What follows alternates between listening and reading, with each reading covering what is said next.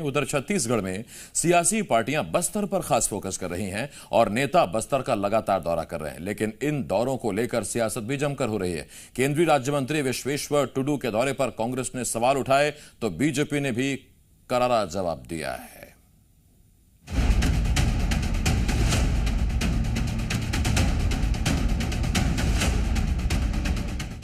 देखिए, केंद्रीय मंत्री ये टुडू जी बस्तर में सड़क मार्ग यात्रा कर रहे हैं तो हमारी सरकार की बड़ी सफलता है। हमने वहाँ पे ऐसा माहौल दिया, वहाँ पे बस्तर में जो शांति का वातावरण पैदा किया कि अपनी सुरक्षा की परवाह किए बिना आज केंद्रीय मंत्री बस्तर में निकल रहे हैं। छत्तीसगढ़ के विधानसभा चुनाव को लेकर नेताओं के दौरे शुरू हो। हर पार्टी 2023 की जंग जीतने की तैयारी कर रही है। इसके लिए पूरी कवायद की जा रही है। केंद्रीय राज्य मंत्री विश्वेश्वर टुडू बस्तर दौरे पर हैं और उनके दौरे को लेकर सियासत भी हो रही है। कांग्रेस ने आरोप लगाया है कि जब बीजेपी की सरकार थी तो कोई भी केंद्रीय मंत्री बाय रोड बस्तर का सफर नहीं करता था, लेकिन अब निर्भीक होकर केंद्रीय मंत्री बस्तर का दौरा कर रहे हैं। भारतीय जनता पार्टी की राज में 15 साल तक सरकार थी। बस्तर का इन्होंने शोषण किया। बस्तर के लोगों के जो संवैधानिक अधिकार थे उसको बंधक बना के रखा गया था।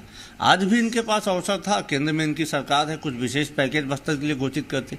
सिर्फ बस्तर के लोगों को चुनावी हथियार के रूप में, मतदाता के रूप में यूज करने के लिए जहाँ पे इनके केंद्रीय मंत्रियों का दौरा होता है, जिससे कुछ इनको हासिल नहीं होने वाला है। बीजेपी ने कांग्रेस पर पलटवार किया है। बीजेपी ने सवाल किया कि कांग्रेस नेता बताएं कि वो कितनी बार सड़कों पर घूमे हैं। वहीं बीजेपी ने आरोप लगाया है कि कांग्रेस के नेता सड़क के गड्ढे तक नहीं भर पाए, इसीलिए छत्तीसगढ़ में कांग्रेस की भारत जोड़ो यात्रा नहीं आई, क्योंकि यहाँ की सड़कें बदहाल हैं और विकास के काम नहीं हुए।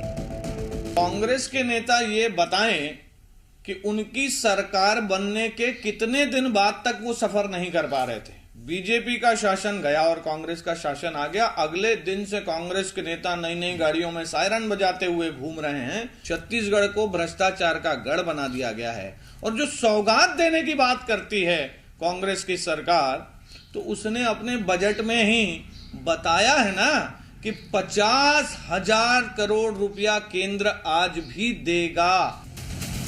चुनाव से पहले बीजेपी और कांग्रेस में सियासी अदावत देखी जा रही है और ये अदावत आने वाले वक्त में और ज्यादा तल्ख रूप लेगी, क्योंकि बीजेपी सत्ता पर काबिज होना चाहती है और कांग्रेस सत्ता में बनी रहना चाह रही है। ब्यूरो रिपोर्ट, जी मीडिया। रजनी ठाकुर, जी मीडिया संवाददाता, इस वक्त इस बड़ी खबर पर हमारे साथ जुड़ रही हैं। रजनी, सियासत बस्तर में जितनी एक्टिव है, बस बस्तर को राजधानी घोषित करने भर की देर है, या बस यही रह गया है? बाकी तो बीजेपी और कांग्रेस दोनों का भरपूर फोकस नजर आ रहा है।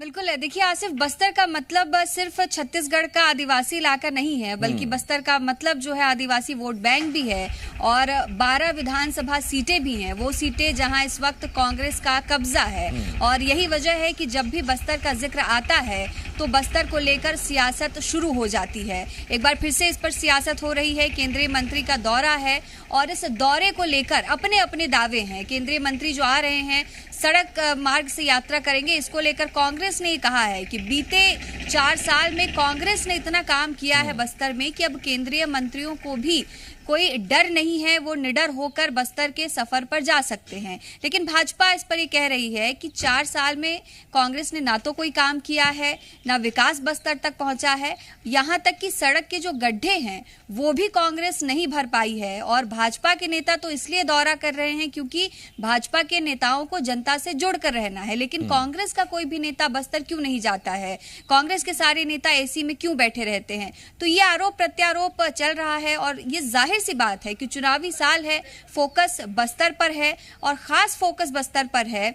विपक्ष की कोशिश यही रहेगी कि जिन 12 सीटों पर इस वक्त कांग्रेस काबिज है उस पर किस तरह से सेंध लगाई जाए। और यही वजह है कि लगातार दौरे हम देखते हैं, चाहे भाजपा के राष्ट्रीय अध्यक्ष जेपी नड्डा का दौरा हो या केंद्रीय मंत्रियों का दौरा हो, और जब भी इस तरह का दौरा कोई होता है तो सियासत शुरू हो जाती है। सियासत इस बात पे होती है कि बस्तर में किसकी सरकार के वक्त में कितना काम हुआ है, और वही सियासत एक बार फिर देखने को मिल रही है।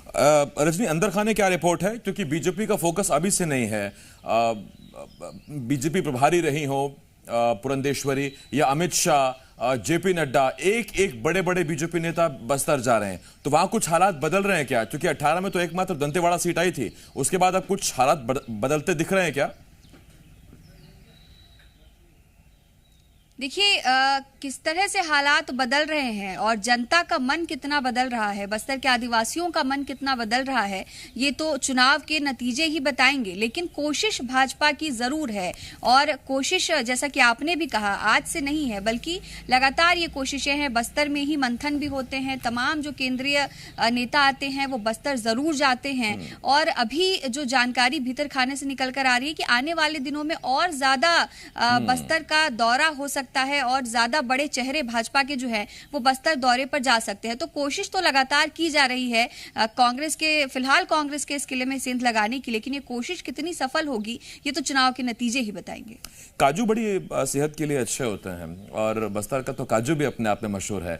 तो बस्तर भले ही राजधानी ना हो या उसको घोषणा ना की गई हो, लेकिन अगर राजधानी पर कब्जा करना है तो बस्तर तो जीतना पड़ेगा, रास्ता वहीं से निकलता है, इसीलिए इतना फोकस है। बहुत धन्यवाद रजनी आपका हमारे साथ जुड़ने के लिए। रजनी ठाकुर, जी मीडिया संवाददाता, इस वक्त हमारे साथ जुड़े हुए थे। एक छोटे से ब्रेक के लिए मैं रुकना होगा, ब्रेक के उस पार तमाम बड़ी खबरें आप देखते रहिए जी मध्य प्रदेश छत्तीसगढ़।